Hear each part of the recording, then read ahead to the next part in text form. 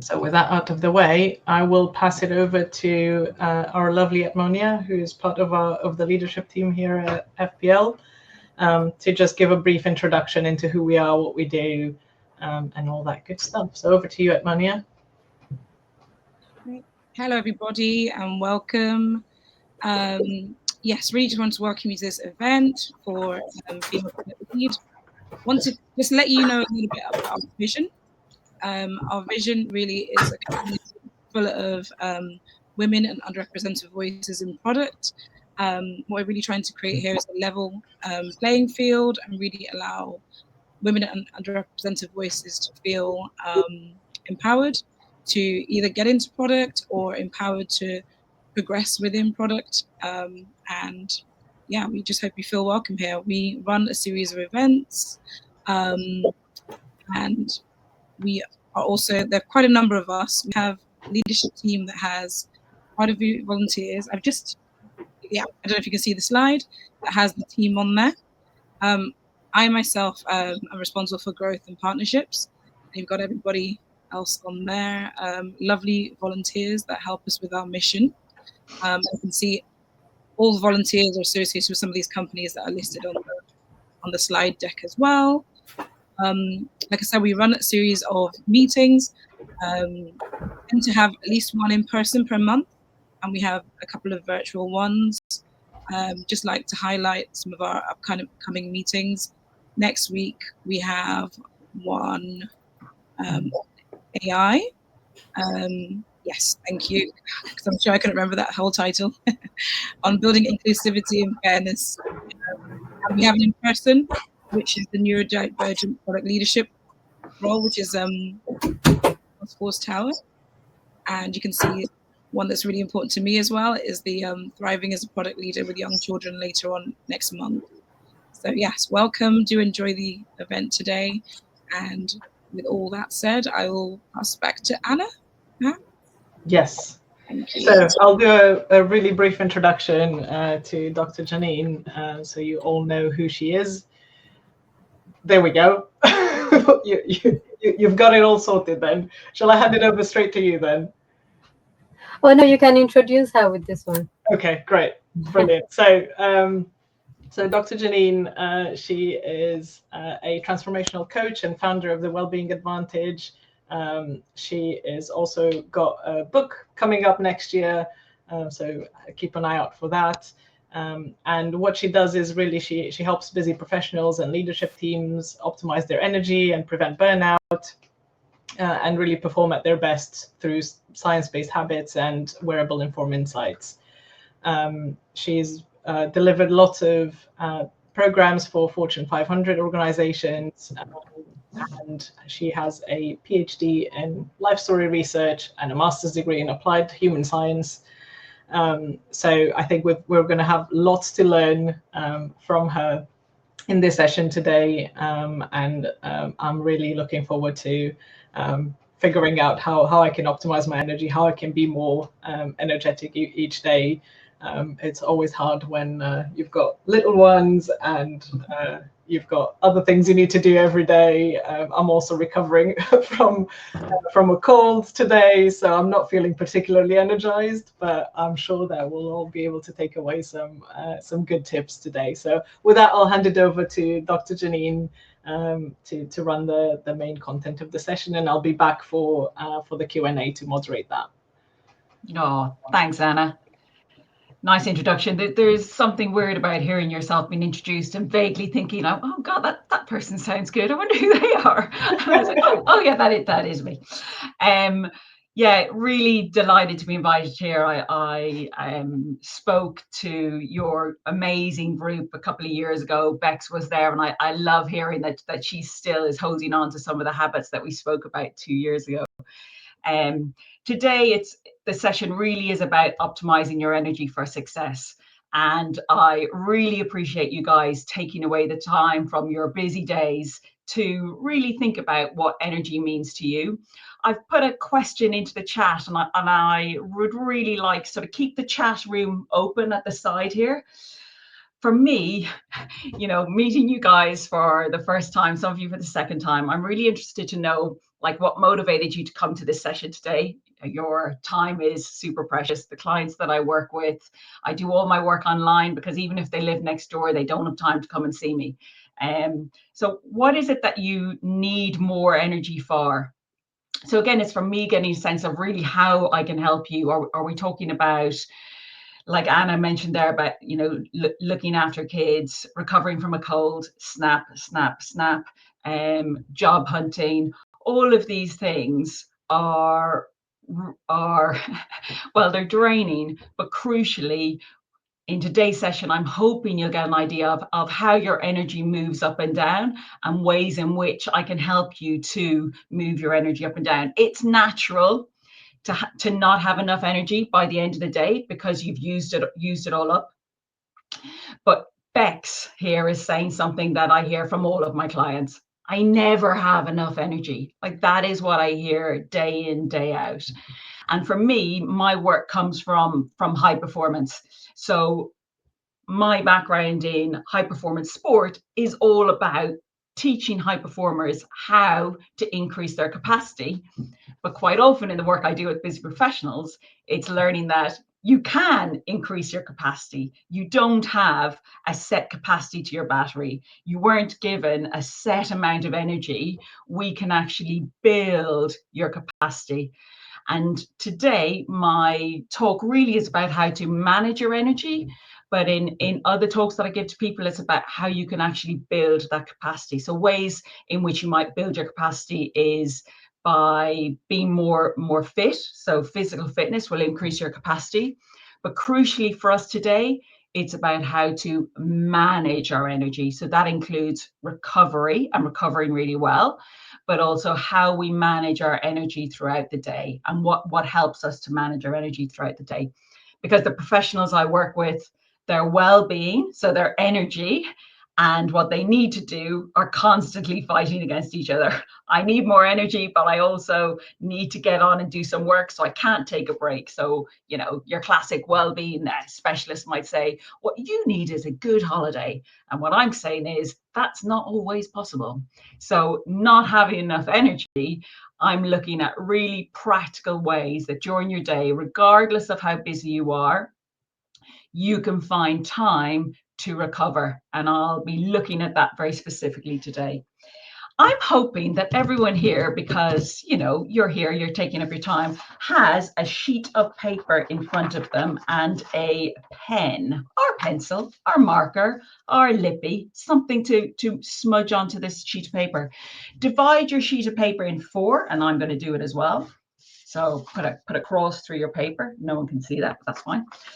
And in the top 2 boxes, top left, I want you to put a plus sign, and in the top right, I want you to put a minus sign. Today in the session, we're looking at the plus and minuses of our energy. I'm hoping that after 45 minutes, you guys will have so many scribbles in these top 2 boxes, really gain an understanding of what drains your energy and what energizes you, so what boosts your battery. So you're going to have those 2 boxes. Then in the bottom left-hand corner, I want you to have a light bulb. And in that bottom left-hand corner, I want you to write down all of the ideas that come through the chat box, come through me, and come through just what light bulb moments you have during the session of things that you think you could do to help manage your own capacity, your energy, your battery, your resilience. Because I am 100% sure that you guys know yourselves and you know what you can do to increase your energy and capacity. And now we're carving out the time to really think about it. So our page now has a plus, a minus, a light bulb. And in the 4th box, I want you to have at the end the one thing you're going to do. So you're going to have a star and a number 1. And by the end, I want you to be hyper focused on one thing that you're going to look at. Okay, so the challenges that my clients have with regards to their energy are exactly like what you guys have written down here: job hunting, being my best self for my kids, blurred boundaries, long working hours, trying to find the balance between energy for work and coming home from work. So many of my clients are like, I spend all day being my best. I'm on for my team and I really look after them. I come home and I can't even talk to my partner. I have nothing to say. Everything has been used up at work. And that's really, like, I guess my sort of specialist area is making sure that you don't leave your best self at work, that you have the capacity to have strong, healthy relationships outside of work, have strong, healthy relationships with your kids, that you're not narky, snappy, moody, all those things that we know we are when our energy is down. Like, we are all in the same position here, guys. So these blurred boundaries and long working hours are a conflict with our performance, and they impact specifically how we are at work in terms of our attention and our focus, our flexibility, problem solving, resilience. So all of these things, having no energy means you're making crap decisions, guys. If you don't have energy, then your cognitive processes are going to be sluggish, but also less creative. So the best creativity and the best decision making you can do is in the morning. So we're at 12 o'clock now. I am hoping that in your page here, bottom left are ideas. You write down 9:30 in the morning is my best time for being creative. 9:30. Through all the research we look at, our energy depletes throughout the day. We know that. Science tells us that. Neuroplasticity tells us that. High performance research tells us that. So the sweet spot for getting work done is first thing in the morning. Okay. It is rare for you to be of the chronotype where I only do my best work at 11 o'clock at night. It's rare. It does exist, but it's rare. So I'm talking to the masses here. So in general, first thing in the morning. So bottom left-hand corner, I want you to write, if you're thinking about a new project, do it in the morning. If you're writing your CV, do it in the morning. If you're planning a new product design, do it in the morning. If you want a team meeting and you want your team at their best and most creative, do it in the morning. Get them a coffee at 9 o'clock. Chuck in a few biscuits. I know it's not great for nutrition, but chuck in a bit of sugar and caffeine, and set your meeting for 9:30. It will revolutionize the creativity and thought processes. If you've ever thought of having a meeting at 11:30, 12, just before lunch, you are not going to get the most creative, attention, problem solving, interesting developments. People are tired, hungry, and ready for lunch. We make bad decisions at that point in time. Okay, so we have an idea at the start. Secondly, our energy impacts you. Like, how energized you are will impact every single factor of your life. It'll impact your health and happiness. It'll impact your relationships. It'll impact how you interact with others. If you are a moaning Margaret, I have no energy, you will sap all the life force out of rooms and meetings that you're in, and it will ripple across your team. We know that. Moaning Margaret exists in every organization. And my job is to ensure that she is not one of you guys. We are going to be radiators of energy. We are going to be what's called in positive psychology, the power lead. And again, I want bottom left-hand corner, be the power lead.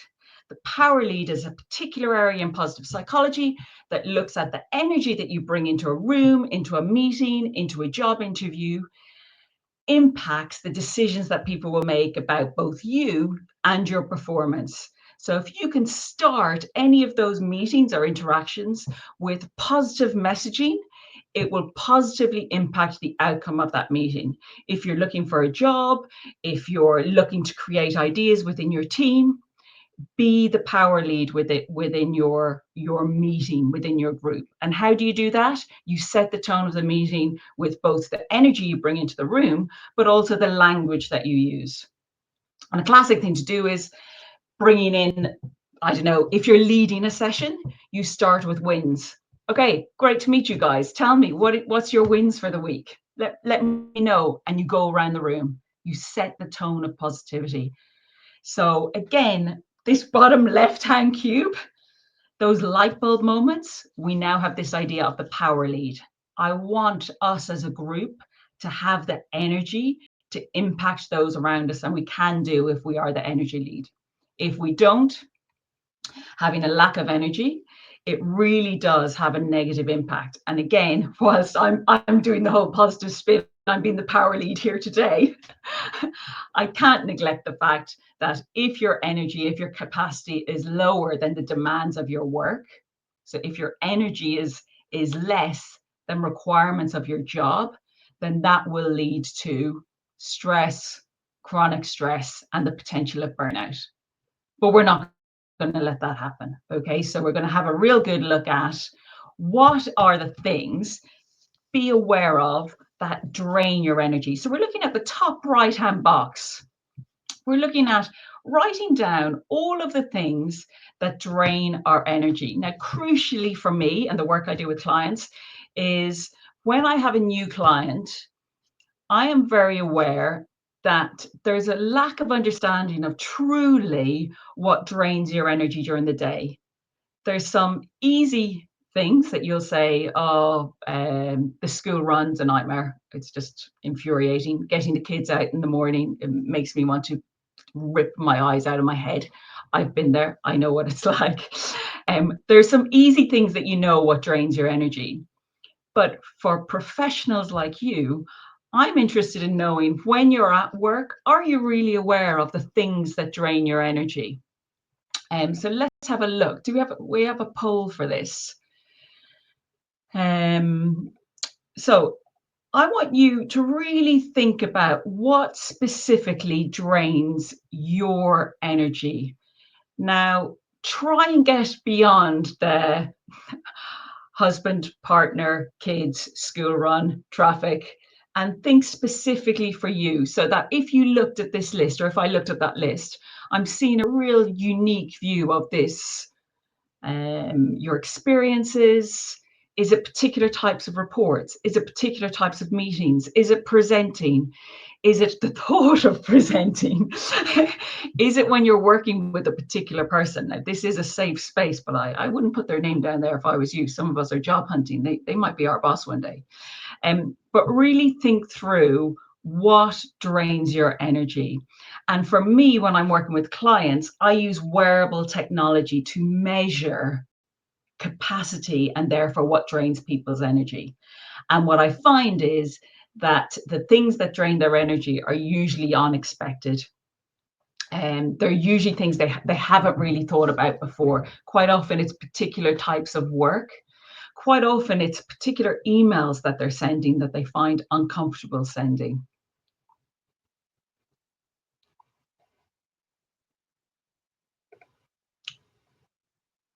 So sorry, that was me. I didn't click a button. Okay. So what drains our energy? I'm going to show the results here because we've been looking at it for a while. So I'm going to end the poll, and hopefully, Catherine, I'm not going to ruin your whole presentation and show the results here. Can people see the results on the slide? If they can't, don't worry. I'm going to say, so long unproductive meetings, if there's an inbox overload, small talk at work, my God, small talk at work is such a drainer. Do we care about what Margaret had for dinner last night and how she cooked it? And did she use the microwave? I don't care. That's me on a Thursday morning, and don't judge. I'm just being honest. Negative people and not managing to get to the gym. Not managing to get to the gym. Yes, yes, yes. Not managing to get to the gym. Think about why that is. Do we have strong enough boundaries? Do we prioritize something enough? That getting to the gym is lifestyle prescription medicine. I am prescribing to people. If there's something you're not doing, but it would help you, take it from me. I am not a GP. I'm not a medical doctor, but you know, we can fake it with my PhD. I am prescribing lifestyle medicine. Get to the gym. Knocks to your confidence. Imposter syndrome is a massive issue for clients. And again, with the wearable technology, I actually see it on my clients. I see where they have that imposter syndrome, where they lack confidence. It means their heart rate goes up and their heart rate variability absolutely plummets. they are in complete stress mode. And if I'm in stress mode, I can't answer questions properly. Making efforts, not seeing results, excessive meetings and presentations. Guys, I love your answers are brilliant and they are so specific, and you've really taken to listen to what I said. They're brilliant. I have sort of generic causes of stress and strain here. The one I'm going to shout to you now, and I want you to put it into the box that has the minus sign, the plus and minus sign, is multitasking. Write it down, write it large, write it in capitals, throw in a highlighter. Multitasking is killing my clients. And you guys are my clients. For this 45 minutes, you're my clients. Multitasking is killing you. It's killing you during the day, flicking through screens. It takes about 15 minutes to get back into work mode, into the report mode, if you've been flicking through screens. Having multiple screens open, even if you're not using them. Like, I'm now looking up at how many tabs I have open. I probably have 15 tabs open at the top of my slide here. So, you know, do as I say, don't do as I do. My brain doesn't know that I don't need those tabs. My brain is going, why have you got so many Google Docs open? You never use Google Docs. Oh, someone sent it to me and I opened it and I never closed it. Close your tabs. It's the same as having a to-do list on your brain. Close your tabs. The other cause of stress and strain, a big one, is either alcohol or caffeine late at night. That will hugely deplete or impact your ability to recover at night. So energy, while I'm talking about energy during the day, there is a massive elephant in the room that I'm not talking about in today's session. That's sleep. Your sleep will be compromised by alcohol and caffeine.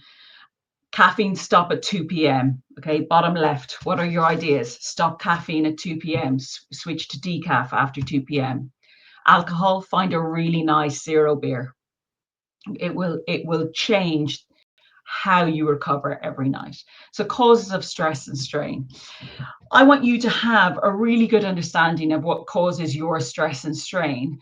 When I work with clients, I use a wearable called First Beat. And again, if anyone's interested in it, just drop me a DM. I can chat about it till the cows come home. But crucially for you guys, it's this profile that I want you to think about. The line going through the profile of A and a different line going through the profile of B is showing how someone's energy goes down during the day. And in profile A, it continues to go down across 3 days to the point at which they're depleted. Why is that? It's because there's no recovery during the day. There's pretty poor boundaries with regard to work and life. So phone on late in the evening. Anytime we see red, it just means someone's multitasking or on. And anytime I see blue, it's just this person, it's usually physical activity. So like X going to the gym, that would be dark blue. This client was so unwell when I started to see them that just being at work had a physiological response equivalent to cardiovascular exercise. So their heart rate was always too high. What I want for all my clients is to become a client like in B, where quite naturally their energy goes down during the day. Of course it does. We're busy, we're working. Of course it should go down. But crucially, it goes up at night. And the control and the recovery that we get at night is dictated by what we do during the day. It's not dictated by 9 o'clock at night when you switch off your phone. Okay, don't be fools that by having just a really great sunset routine, you're gonna smash an evening's night's sleep. Absolutely not. What you're looking for is managed recovery from the moment you get up in the morning all the way through to going to bed. And I'm going to say it, you're not going to like it, but I'm going to say 10 o'clock. Okay, so again, bottom left, what's our aha? Holy cow, she said 10 o'clock. I'm still doing the laundry, putting away stuff at 10 o'clock. Try not to, okay? So setting boundaries, 10 o'clock. So this is, I guess this is my proof point really to you guys. When I talk about managing energy, this is something I measure to within an inch of its life. I know how my clients are doing on a minute-to-minute basis, and we manage their energy and we make it really simple. And I want to tell you that if you mismanage your energy, it will lead to burnout. So if during the day you are busy all day, so you have a very sharp decline in your energy, even if you get good night's sleep, if you have this chronic stress and constant strain in continual basis, you end up having depleted resources. It's like, imagine your body as a battery pack. Some of you will use wearables and you'll have, a battery pack or a body capacity on your Garmin or on your Fitbit or your Whoop or your Aura. Listen to that. Listen to it. It is telling you that physiologically you are under a huge amount of strain, and if that continues, you will end up suffering from burnout. Things to look out for burnout is you have reduced capacity at work. So you're at work, you're working away, but actually your output is lower than usual, and the standard isn't as good as usual. There's little mistakes coming in here and there. That's a sign that cognitively and physiologically, you are not at your best. If you're feeling suddenly really unmotivated for work, or some of you are looking for jobs, if you're feeling like I just can't be bothered, I can't actually go through any more of this sort of pushback, that's concern, because your mental health is impacted by your physiology, and that can lead to burnout. That constant breaking of your resilience can lead to burnout. And anything that I do or that you learn today to increase your capacity will help to increase your mental health and your physical health. So we want to increase your psychological resilience and your physical resilience. All of those help to increase both our capacity for energy, but also our tolerance, so that we can both cope with stress, but also we bounce back from stress much easier when our psychological resilience is up. So the ideas that I'm talking about today help both physical and mental health, both of which, when they aren't at their best for a sustained period of time, so we're talking about over maybe 6 weeks plus, that can lead to burnout. So in a quick sort of a change of direction, how do you boost your energy? What is it? So we have an idea of what strains us. We have some ideas in the bottom left of what I could do. Here, I want to know, what do you do to boost your energy? I'm going to give you a little blast of what I do.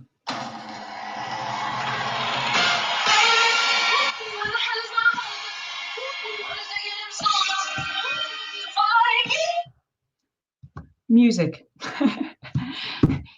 Music is phenomenally good at helping you boost your energy in the moment.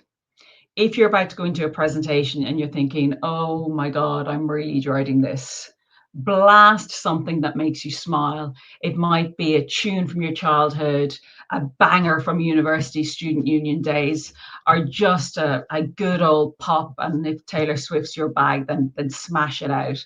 But energy impacts our music impacts your energy. It will boost your energy. Likewise, use it to the words I'm thinking of, use it to regulate your energy. So if you've been buzzing all day, when you get on your commute on the way home, literally just pause, put on some chilled out jazz, some radio, I don't know, Radio 3. I'm over in Ireland. We don't have that over here. But really think about how you can moderate your energy. And when I say here about how do you boost your energy, think about how do you regulate your energy. So how it goes up, but also how it comes down again.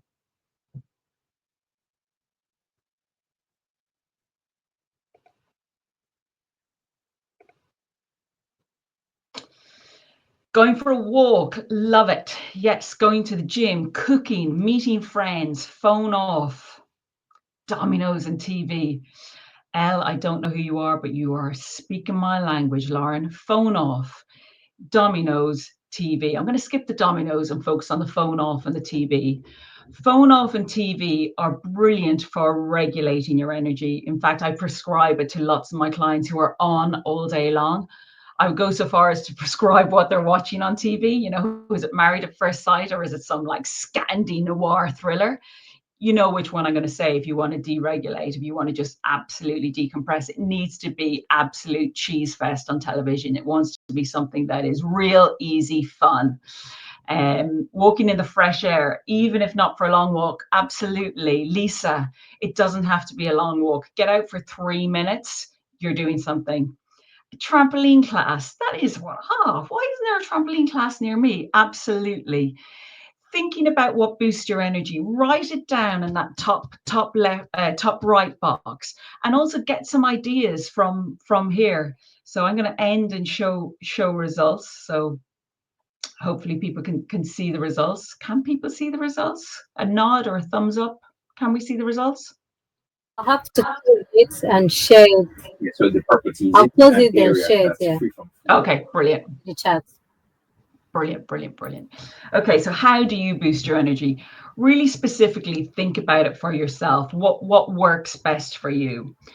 For me, this is the key for when I work with clients. So most people can answer the types of stuff that you guys gave. You know, going for a walk, trampoline class, love it. TV, chilling out, whatever it might be. This energizing work tasks. Do you know what tasks you do at work that allows you to find your flow?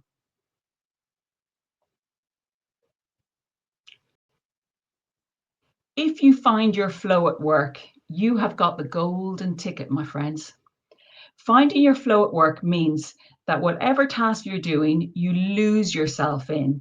So when is the last time you did a task and you became completely immersed in it, that you lost track of time?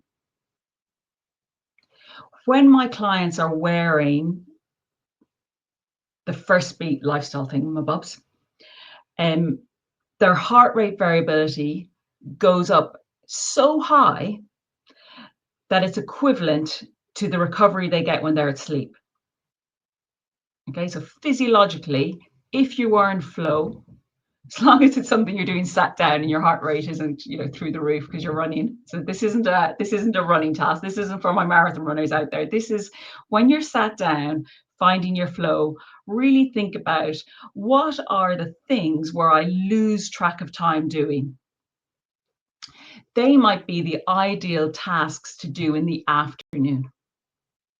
Okay, they might be ideal to do in the afternoon when you can completely block out time. Do you have the agency and capacity to block out time in order to do those energizing work tasks?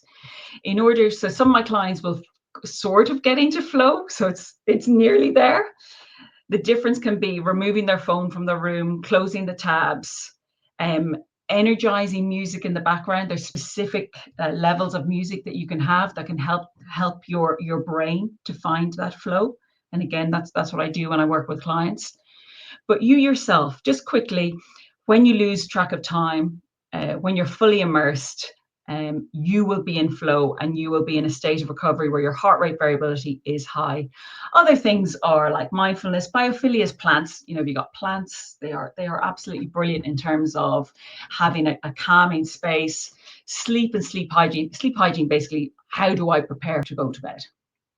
Have I got the good environment for sleep? There's lots of parents on the call. If you've ever put a child to sleep, a niece, a nephew, a son, a daughter, a neighbor, a babysitting kid, you know what you need to do in order to get a young child to go to sleep. It is exactly the same for adults. We just seem to completely forget. So I'm going to end with the top tips that I have and that I use with my clients to optimize their energy for success. So I've sort of labeled them A, B, C. So we're going to look at some activities. So for your body, we're going to look at brain things for your mind. Everyone's with me. And C is connection. So our spirit. So mind, body, and spirit are going to be sort of followed here. Firstly, optimize your activity. So again, this might go into, oh, I already do this, didn't realize it was so good for me box. Or it might go into the bottom left, holy crap, I didn't realize that was good for you. Firstly, move more. I have a swivel chair. I move a lot. Moving, even these small movements that I'm making here are good for me. So even the little fidgeting that you do is good for you. Secondly, uncross your legs, girls. I know there's legs crossed in front of me.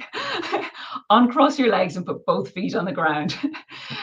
Check your posture. Who's slumping? Whose neck is leaning forward? You know, Anna, I'm looking at you. You've got a nice headrest there. I wonder how often your head actually goes back into it. There we go. So that's already better. But moving more, that to me is two things. One is literally be a fidgeter. Don't worry about fidgeting. Fidgeting is good. Anytime you fidget, you're unconsciously checking your posture. You're using a bit of energy. You're getting your shoulders back, your neck up. Uncross your legs, please. Uncross your legs. This is my biggest barrier. Check your posture. So no slumping, no neck forward. Ideally have your knees lower than your hips. And be strong. As women, strength is important, especially if you're perimenopause. And I know some of you had that in-person event on hormones this week. But strength training is really important. You don't need to go to the gym. You can use your own body weight as the strength training. That's squats, that's press-ups, anything that allows you to make sure that as we go on in life, you are at least able to get yourself off the ground without any hassle. So start doing press-ups. If you can't do a press-up, start doing a wall press-up. If your wall press-ups do well, get down on the ground and do press-ups on your knees. Once you can do 10 on your knees, start doing 10 in a full plank position. Okay, there is ways to get into this. For some of my clients, they've never done a press-up in their life, and they start by just in the morning doing 3 wall press-ups. They just get up, stand at the wall, and do 3 wall press-ups. Controlling that, checking their posture, really great. Move more, get up during the day, have your lunchtime break, go for a walk. How are you going to optimize your brain?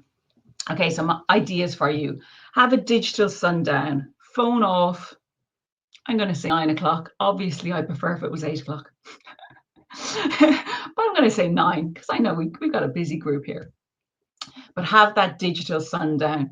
Turn off overhead lights. Literally just slow things down in the evening. That sort of digital sundown. Imagine what you would do if there was a baby in the room. Okay, what would you do to help that baby settle? You wouldn't put a phone in front of its face and go, look at this. Have you seen this funny thing on TikTok? It's amazing. Oh my God, and look at the other one and another one and another one. So phone away. If you're watching telly, watch absolute rubbish. And what I mean by that is nothing that will get you stressed or strained. So something really chilled out. The idea of building a moat is something I talk about a lot in my book. And this is the idea that at the start and end of your day, you build a moat. You protect your brain. The moat is something that, for some people, it's their commute to and from work. It is building that boundary, that safety around your workday.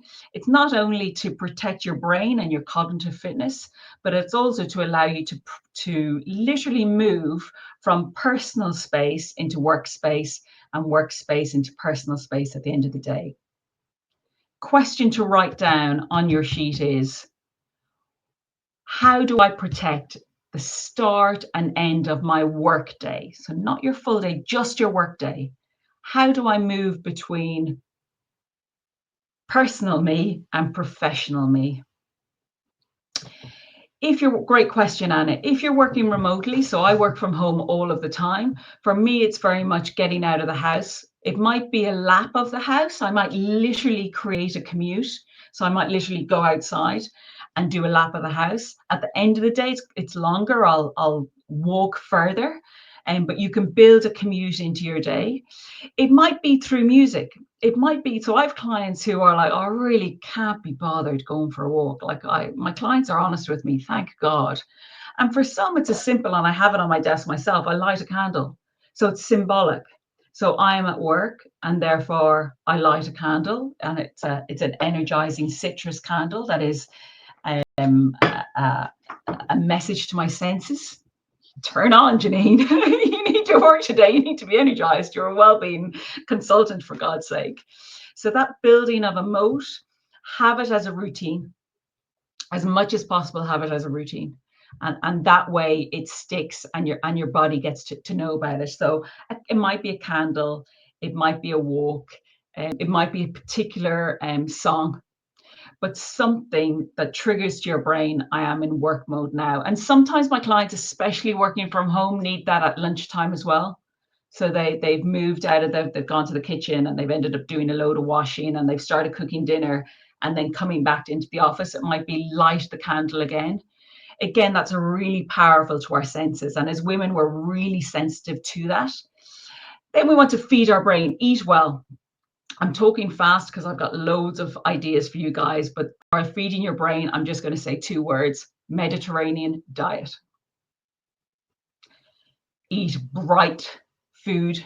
And if your plate looks like you're on a beach in a Greek island, then you've got it.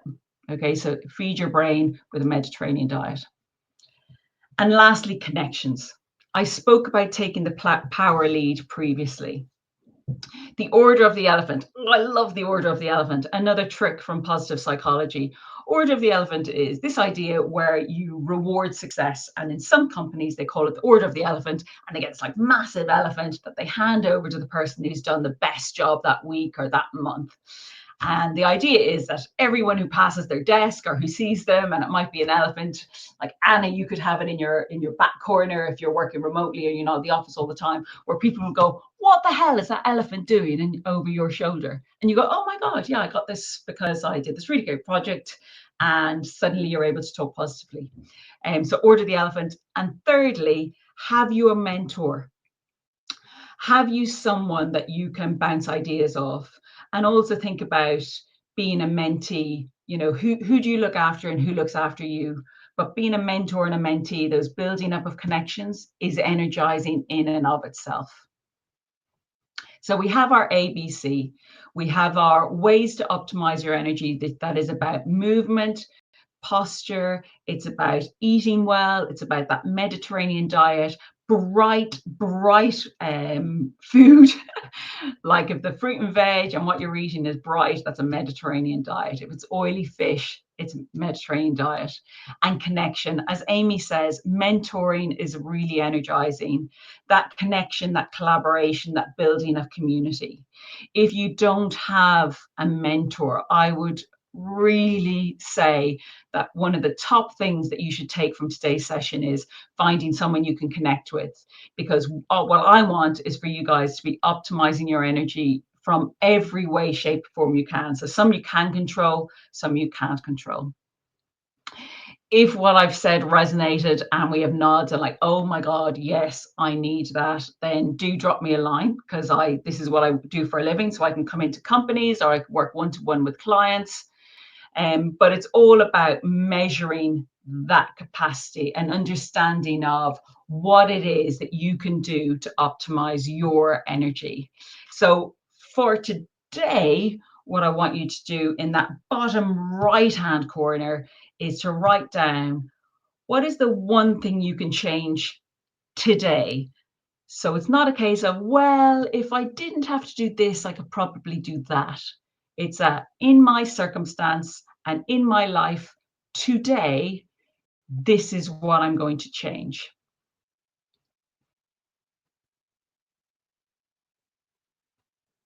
Now, the idea of changing and adding habits, Bex will remember I spoke about it last time I was with Female Product Lead and we looked at how to make those habits stick. Today, my emphasis has been on just getting you thinking about what the habits are that you can do. But if you can find the right way or an interesting way to add that habit to your routine so that it becomes a sticky habit, then 2 years later, you will still find yourself brushing your teeth whilst doing squats, or getting up in the morning and immediately doing 5 press-ups against the wall. But what I want is that one habit to be something so tiny and easy for you to do that it's well able to become a consistent part of your routine. And remember, it's progress over perfection. You don't have to do it brilliant every day. If we're doing those wall sit-ups, hey, if you only fancy doing one, just do one. But it's progress over perfection. So how is that, Catherine? Do we want to put up a poll to look at that sort of one thing that they're going to do?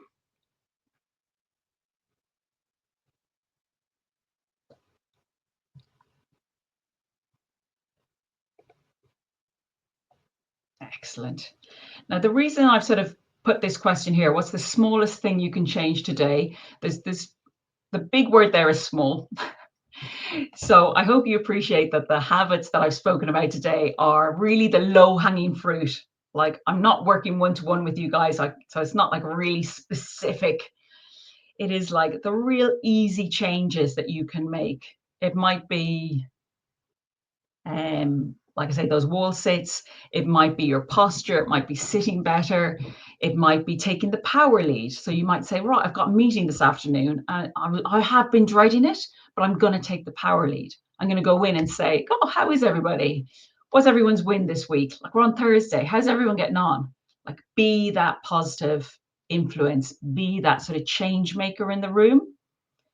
But crucially, small. And I really, really, really, really want you to be able to do it today. So it's not something, oh, well, next week I might enter the marathon. Like, that's big and it's not for a while. So it's something really small that you can do today.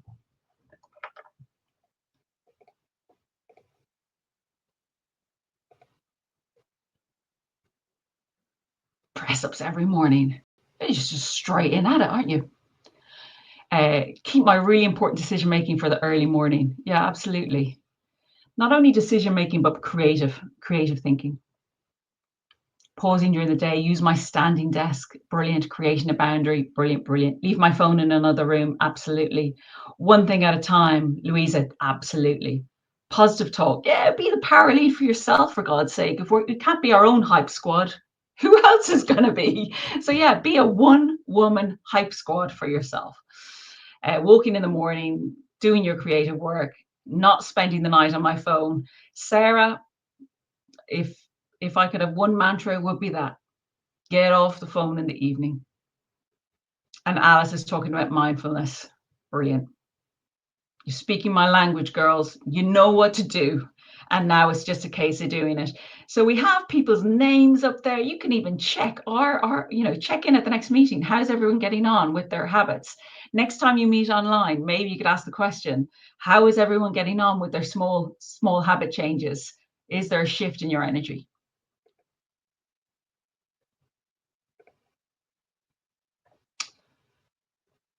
And that's me. I've spoken at 1,000,000 miles an hour, and I appreciate I have a very strong Irish accent. So you've done very well to stay with me. I'm clicking things on the screen that I don't even know what I'm clicking. But thank you for staying with me. You guys have been great, and I love all the questions and answers.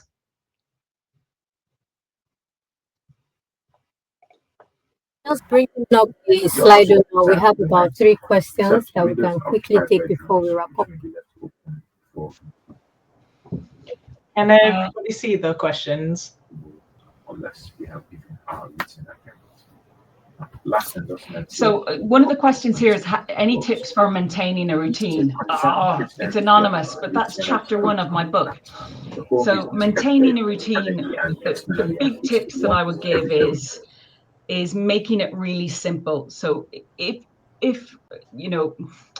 the routine is that you want to add a new habit to your routine, I don't know if that's the question, but it is sticking habits onto things that you already do. So Beck spoke about at the start, when I brush my teeth, I do 5 squats.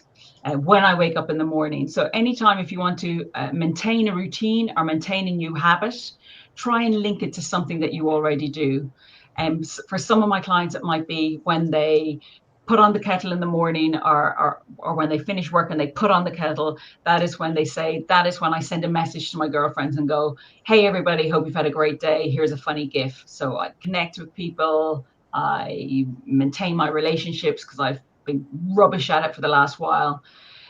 Really linking new habits to stuff that you already do. That's sort of the basis of behavior, any behavior change model. Linking new habits to something that you already do.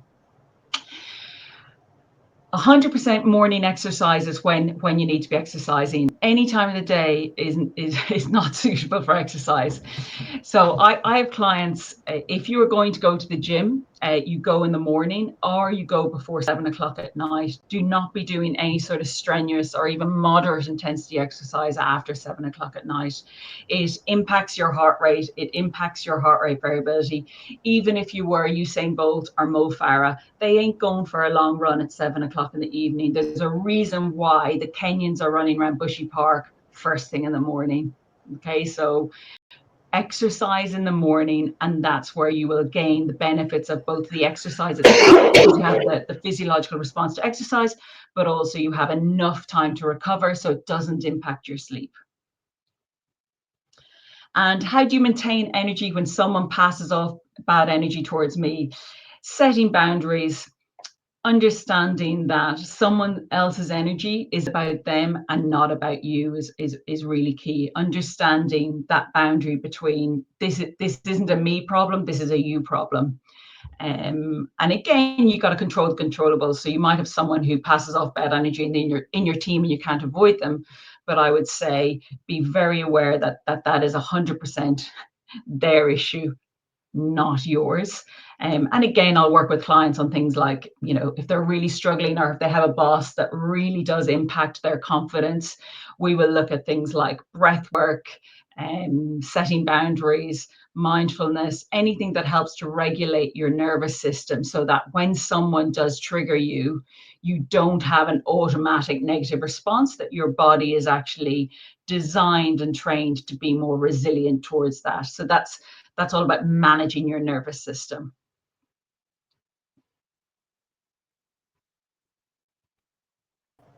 Amazing. Thank you so much, Janine, for running the session today. I think it's been great, and I think we all took something away, and hopefully we'll form some new habits and get on that path to having more energy every day. Everyone who joined us today, thank you so much for coming. Hope it was really useful. If you want to give us some feedback, you'll get an email from Luma after the event today. So please check that and let us know how we've done. And don't forget to join us on our next events. So we've got the QR code there for all of our Luma events. You can sign up to. So I'm looking forward to seeing you in some future events, and hope you all have a wonderful rest of the week and feeling more energized. Let's do this. Great. Thanks a lot. Thanks, everyone. Thank you. Bye.